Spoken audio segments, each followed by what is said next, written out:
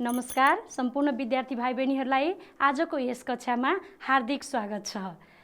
भाइ बहिनीहरू सन्चै हुनुहुन्छ होइन त? हो, म पनि सन्चै छु। सबभन्दा पहिला म भाइ बहिनीहरूलाई केही चित्रहरू देखाउँछु है त भाइ बहिनीहरू। ल हेर्नुस् त, यो के को चित्र हो? अनुमान लगाउनुहोस्। मैले भन्दिनँ है यो के को चित्र हो भनेर। अर्को हेर्नुस् त, त्यस्तै अर्को पनि हेर्नुस्। हो, भाइ बहिनीहरूले पक्कै अनुमान लगाउनु भयो आज हामी के विषयमा छलफल गर्दैछौँ भनेर। हो, तपाईहरूले अनुमान लगाउनु भएकै कक्षा 6 को सामाजिक अध्ययन र जनसङ्ख्या शिक्षा विषय अन्तर्गत एकाइ 2 मा हाम्रो सामाजिक मूल्य र मान्यता अन्तर्गत पाठ 1 मा रहेको हाम्रा चाडपर्वहरू भन्ने विषयमा हामी छलफल गर्दैछौँ। भाइ बहिनीहरूले अघि हेरेका चित्रहरू के का थिए त? चाडपर्वहरूका थिए है। हाम्रा चाडपर्वहरू भाइ बहिनीहरूलाई साँच्चै हाम्रा चाडपर्व भन्ने बित्तिकै रमाइलो लाग्यो होला होइन त? किनभने चाडपर्व भन्ने बित्तिकै हामीले मिठा मिठा खानेकुरा खान पाउँछौँ, हाम्रो विद्यालय पनि छुट्टी हुन्छ, घरमा बस्छौँ अनि राम्रा राम्रा लुगाहरू लगाउँछौँ, रमाइलो गर्छौँ। त्यसले गर्दा चाडपर्व सबैलाई मनपर्छ। अनि नि भाइ बहिनीहरू, हाम्रो देशमा धेरै किसिमका चाडपर्वहरू छन्। यो भाइ बहिनीहरूलाई पक्कै थाहा छ होला, किनभने हाम्रै समाजमा पनि हाम्रो घरमा एउटा चाड हुन्छ भने अर्को घरमा बस्नेको अर्कै समयमा अर्को चाड भइरहेको हुन्छ। त्यस्तै गरी अर्को घरमा बस्नेको अर्कै चाड भएको हुन्छ। त्यस्तै गरी तपाईहरूको कक्षामा पनि तपाईको अर्कै चाड हुन्छ भने अर्को साथीको अर्कै चाडपर्व परिरहेको हुन्छ। त्यो तपाईहरूले पक्कै पनि अनुभव गर्नुभएकै होला। र यसरी हाम्रो देशमा भएका चाडपर्वहरूलाई धर्मको आधारमा, स्थानको आधारमा, जातिको आधारमा गरेर विभाजन गरेर अध्ययन गर्दा हामीलाई चाडपर्वको बारेमा बुझ्न सजिलो हुन्छ। एकैछिन म बोर्डमा लेख्छु है त भाइ बहिनीहरू।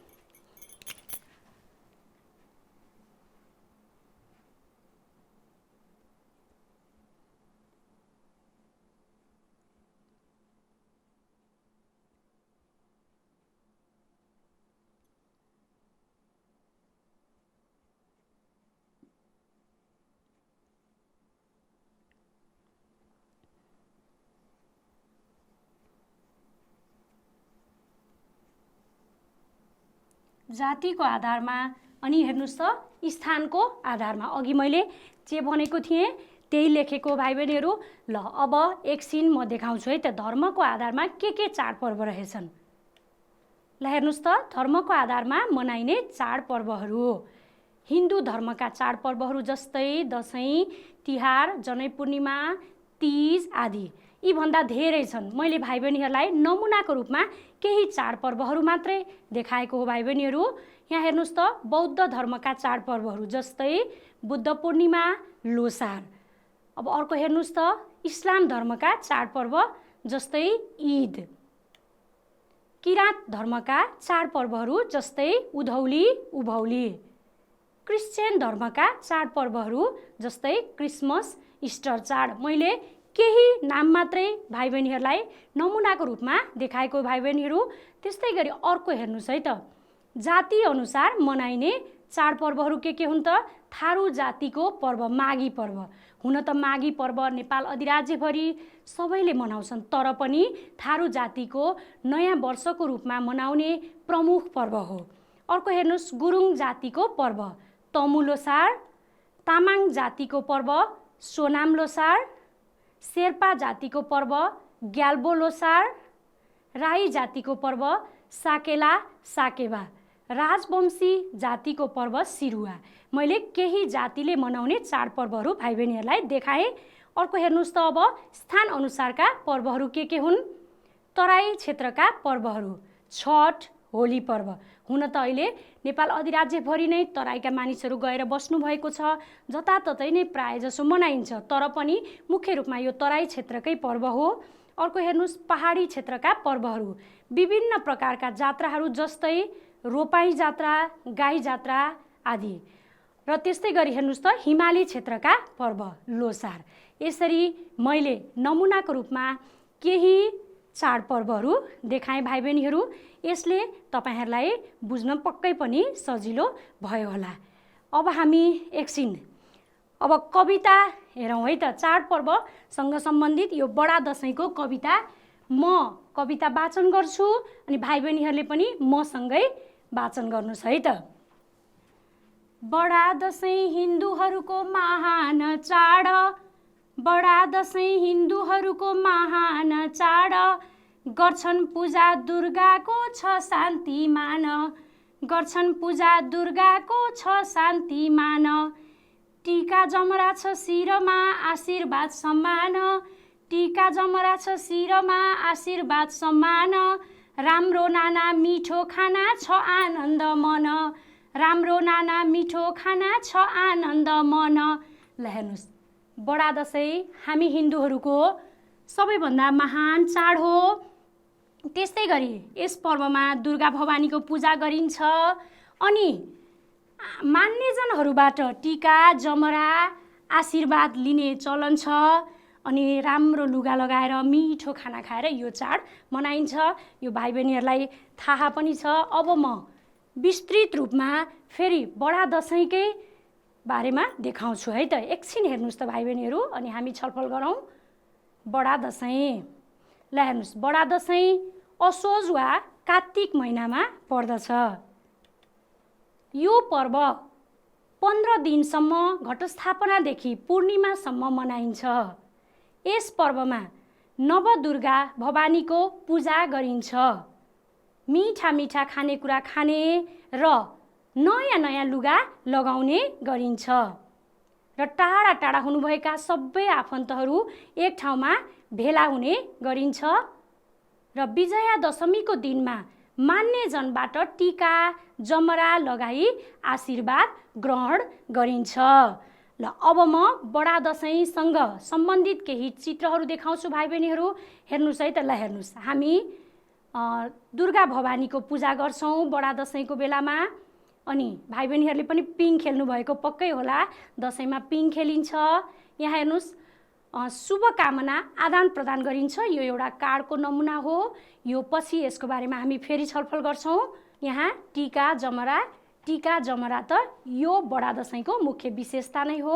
हामी मान्यजनबाट टीका जमरा फुल प्रसाद र दक्षिणा पनि लिन्छौँ है। अब त्यस्तै गरी यहाँ हेर्नुहोस् त, यी सानो बाबुले आफ्नो हजुरआमाको हातबाट टीका लगाएको छ। यस्तै गरी हामी सबैले हाम्रो घर घरमा मान्यजनबाट टीका ग्रहण गर्छौँ र भाइ बहिनीहरूलाई यो कति भाइ बहिनीहरूले आफैले मनाउनुहुन्छ घरमा, यो चाडको बारेमा राम्रोसँग थाहा छ र कति भाइ बहिनीहरूले नमनाए पनि आफ्नो साथीले समुदायमा मनाएको देखेर केही त पक्कै थाहा छ होला।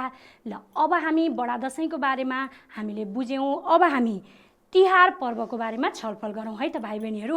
एकछिन ल अब तिहारको पनि कविता हेरौँ है त।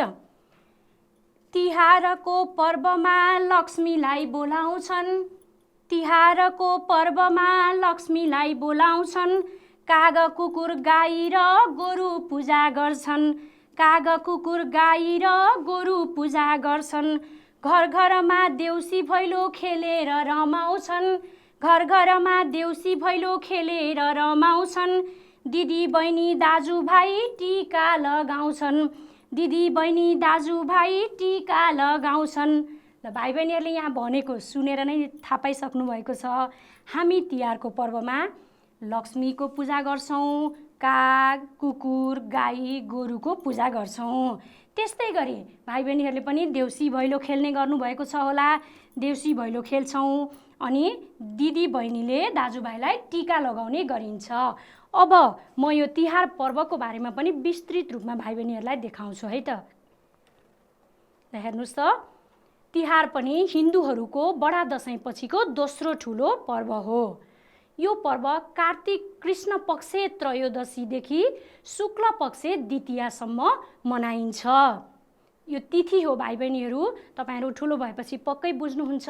यो हेर्नुहोस् त, यो 5 दिनसम्म मनाइने भएकाले यसलाई यमपञ्चक पनि भनिन्छ र दीपावलीको नामले पनि यो पर्वलाई चिनिन्छ, किनभने हामी घर घरमा दीपावली गरेर झिलिमिली गर्छौँ होइन त। अर्को हेर्नुहोस् त, यस पर्वमा काग कुकुर, गाई, लक्ष्मी, गोरु र भाइको पूजा गरिन्छ।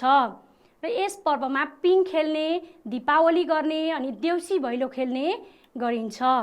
र सेलरोटी र मिठा मिठा खानेकुराहरू खाएर तिहार पर्व मनाइन्छ। अब हामी तिहार पर्वसँग सम्बन्धित केही चित्रहरू हेरौँ है त भाइ बहिनीहरू। ल हेर्नुहोस् त, पहिलो दिनमा कागको पूजा गरिन्छ, अनि कुकुरको पूजा गरिन्छ, त्यसपछि गाईको, लक्ष्मीको पूजा गरिन्छ। अनि लक्ष्मी पूजाको दिनमा यसरी रङ्गोली बनाएर, झिलिमिली बनाएर पूजा गरिन्छ। सेलरोटी चढाउने र सेलरोटी खाने पनि गरिन्छ।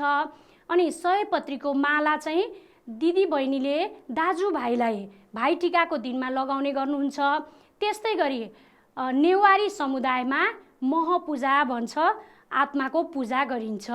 यसरी तिहार रमाइलोसँग मनाइन्छ। यो पर्व पनि मनाउने भाइ बहिनीहरूलाई पक्कै थाहा छ, किनभने आफ्नो घरमा गर्नुभएको छ। र नमनाउने भाइ बहिनीहरूले पनि अरूको साथीहरूको देखेर थाहा पाउनु भएको छ। अब हामी यसपछि अब छठ पर्वको बारेमा छलफल गरौँ है त भाइ बहिनीहरू। छठ पर्वको पनि सबैभन्दा पहिला हामी कविताबाट नै सुरु गरौँ। ल अब हामी छठ पर्वको पनि फेरि कविता वाचन गर्छौँ है त। भाइ बहिनीहरूले पनि मसँगै भन्नुहोस् है। हाम्रो देशको तराईमा छठ पर्व मनाउने, हाम्रो देशको तराईमा छठ पर्व मनाउने, सूर्यजीको पूजा गर्दै नदीमा नुहाउने, सूर्यजीको पूजा गर्दै नदीमा नुहाउने, व्रत बसी परिवारको सुस्वास्थ्य जनाउने, व्रत बसी परिवारको सुस्वास्थ्य जनाउने, घर घरमा मिलिजुली मिष्ठान्न खुवाउने, घर घरमा मिलिजुली मिष्ठान्न खुवाउने। ल भाइ बहिनीहरूले यहीँ हेरेर पनि थाहा पाइसक्नु भएको छ, छठ पर्व मुख्य गरी तराईमा मनाइन्छ। र यस पर्वमा सूर्य भगवानको पूजा गरिन्छ, नदीमा नुहाउने गरिन्छ, अनि परिवारको सुस्वास्थ्यको लागि व्रत बस्ने गरिन्छ। र अनि घरमा सबै परिवारसँगै बसेर मिठा मिठा खानेकुरा खाएर यो पर्व मनाइन्छ। अब यो पर्वको बारेमा पनि हामी विस्तृत रूपमा यहाँबाट हेरौँ है त भाइ बहिनीहरू। ल हेर्नुहोस् त, छठ पर्व विशेष गरी नेपालको तराई क्षेत्रमा मनाइन्छ। यो मैले अघि नै भनिसकेको छु। यो पर्व कार्तिक शुक्ल चतुर्दशीमा सुरु हुन्छ। त्यस्तै गरी हेर्नुहोस् त, यस पर्वमा महिला तथा पुरुषहरू पञ्चमीको दिनमा नुहाएर व्रत सुरु गर्दछन्। परम्परा अनुसार छठको दिनमा अस्ताउँदो सूर्यलाई पूजासहित अर्घ दिन्छन्। त्यस्तै हेर्नुहोस् त, रातभरि नदी किनार तथा तलाउमा बसेर भजन कीर्तन गर्दछन् र बिहान उदाउँदो सूर्यलाई फेरि अर्घ दिएर यो पूजाको विसर्जन गरिन्छ। भाइ बहिनीहरू, म अहिले तपाईँहरूलाई यसको चित्र देखाउँछु। अनि सूर्यलाई फलफुल, ठेकुवा र कसार अर्घ दिई परिवारको सुस्वास्थ्यको कामना गरिन्छ। र नयाँ लुगा लगाई मिठा मिठा भोजन गरी रमाइलो गरिन्छ। भाइ बहिनीहरू, अब हामी यो पर्वसँग सम्बन्धित केही चित्रहरू हेरौँ है त। ल हेर्नुहोस्, यहाँ पानीको पोखरीमा बसेर सूर्यलाई अर्घ दिइरहनु भएको छ दुईजना महिलाहरूले। यहाँ हेर्नुहोस् त, यो पनि सूर्य भगवानलाई अर्घ दिँदाको तस्बिर हो। महिला पुरुष दुवैले गर्नुहुन्छ यो पर्वमा। यहाँ पनि त्यस्तै छ। यो पर्व तराईको पर्व भए पनि अहिले धेरै ठाउँमा मनाइन्छ, जस्तो काठमाडौँमा पनि मनाउने गरेको हामीले देखेका छौँ। त्यस्तै अन्यत्र पनि मनाउने गरिन्छ। यसरी अब यो छठ पर्वको बारेमा पनि हामीले अब राम्रोसँग बुझ्यौँ होला भाइ बहिनीहरू। अब हामी लोसार पर्वको छलफल गरौँ है त। ल हेर्नुहोस् त एकछिन। ल हेर्नुहोस् भाइ बहिनीहरू, म लोसार पर्वको पनि म कविता भन्छु, भाइ बहिनीहरू पनि म सँगसँगै भन्नुहोस् है त। शेर्पा गुरुङ तामाङको लोसार चाड, शेर्पा गुरुङ तामाङको लोसार चाड, नयाँ वर्ष सम्झाउन आएको बहार, नयाँ वर्ष सम्झाउन आएको बहार, स्वस्तिक चिन्हले घर घर सजाउने, स्वस्तिक चिन्हले घर घर सजाउने, राम्रो लुगा मिठो खाना नाच गान गर्ने, राम्रो लुगा मिठो खाना नाच गान गर्ने। ल हेर्नुहोस्, यो पर्व मुख्य गरी शेर्पा, गुरुङ र तामाङ जातिले मनाउँछन् र नयाँ वर्ष सम्झाउनको लागि उनीहरूले यो पर्व मनाउने गर्दछन्।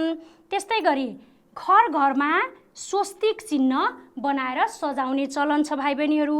अनि राम्रो लुगा लगाएर अनि खाना मिठो मिठो खानेकुरा खाएर नाचगान गरेर यो पर्व मनाइन्छ। अब हामी यो पर्वको बारेमा पनि विस्तृत रूपमा छलफल गर्नेछौँ है।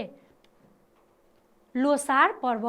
लोसार बौद्ध धर्म मान्ने शेर्पा, गुरुङ र तामाङ जातिले नयाँ वर्षको रूपमा मनाउने मुख्य पर्व हो। मैले अघि पनि भनेको थिएँ भाइ बहिनीहरूलाई। अब हेर्नुहोस् त, तमु लोसार, ग्याल्बो लोसार र सोनाम लोसार गरेर 3 किसिमका लोसार हुन्छन् भाइ बहिनीहरू। तमु लोसार गुरुङ जातिले मनाउँछन् र यो पर्व पुष महिनामा पर्छ भाइ बहिनीहरू। त्यस्तै गरी हेर्नुहोस् त, ग्याल्बो लोसार शेर्पा जातिले मनाउँछन्। प्राय जसो यो पर्व फागुन महिनामा पर्छ भाइ बहिनीहरू। ल हेर्नुहोस् त, सोनाम लोसार चाहिँ तामाङ जातिले मनाउँछन् र यस पर्वमा घरको भित्तामा स्वस्तिक चिन्हले घर सजाइन्छ। हामीले अघि पनि भनेका थियौँ।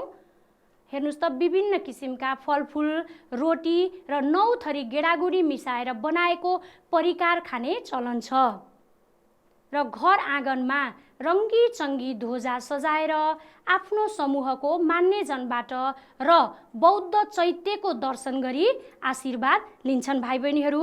ल हेर्नुहोस्, अब एकछिन हामी लोसार पर्वसँग सम्बन्धित केही चित्रहरू हेरौँ है त। ल हेर्नुहोस्, यहाँ पुरुषहरूले यो ढोल झ्याम्टा बजाएर यहाँ गीत गाइरहनु भएको छ।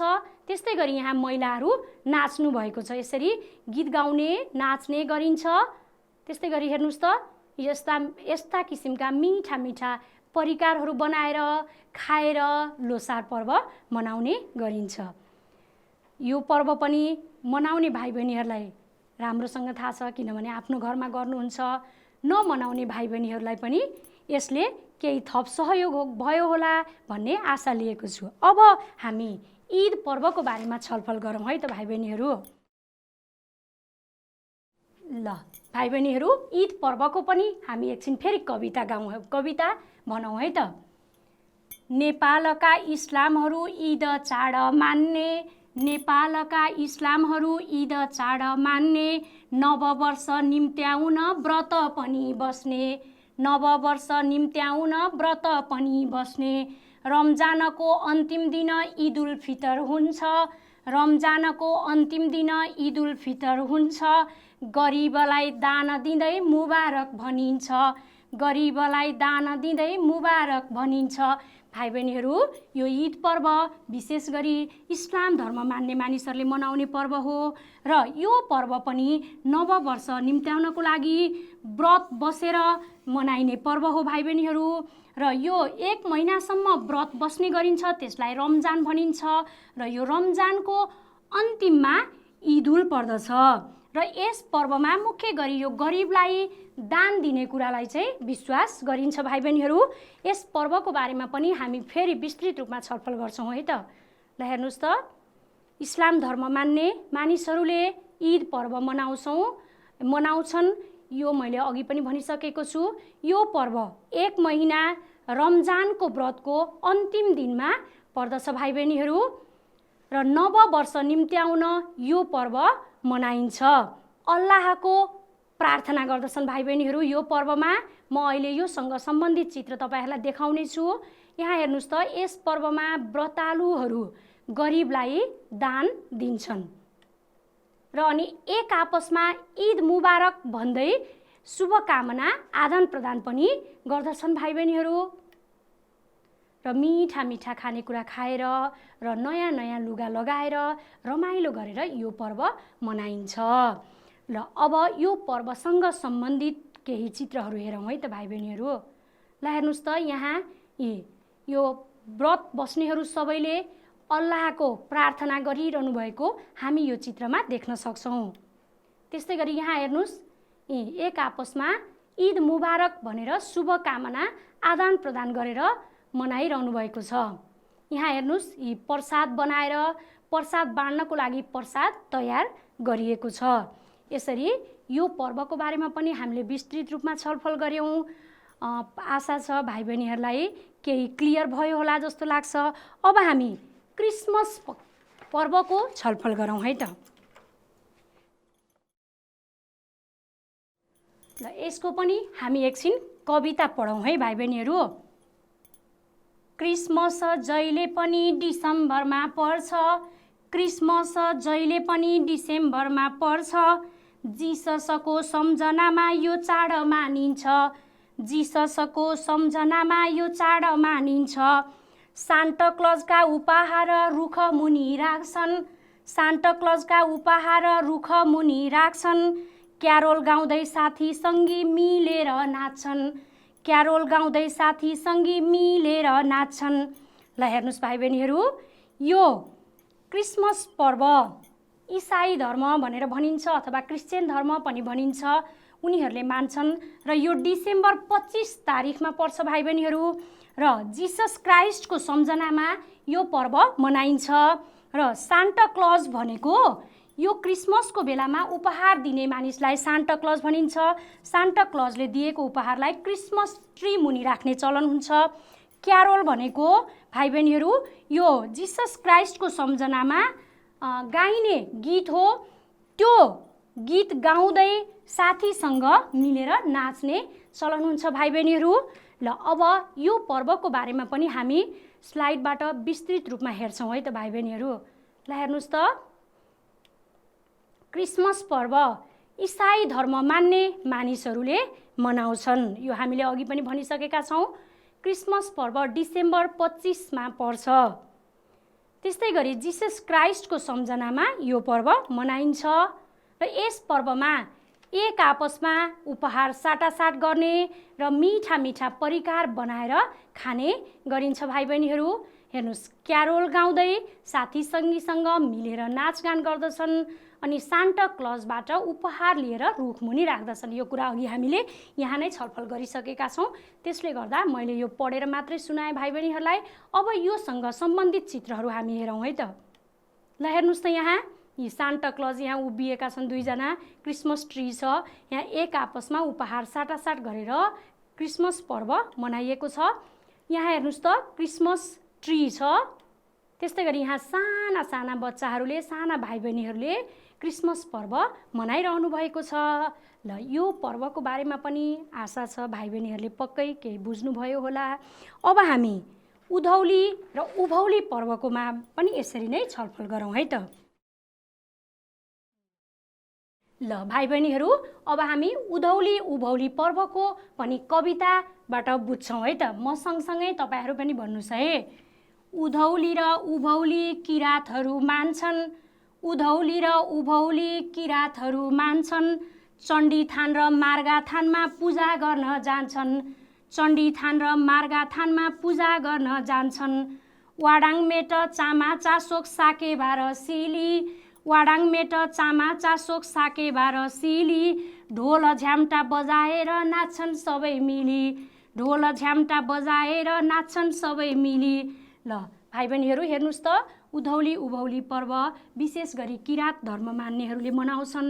चण्डीथान र मार्गाथान भनेको पूजा गर्ने ठाउँ हो, उनीहरूको त्यसमा गएर पूजा गर्छन्।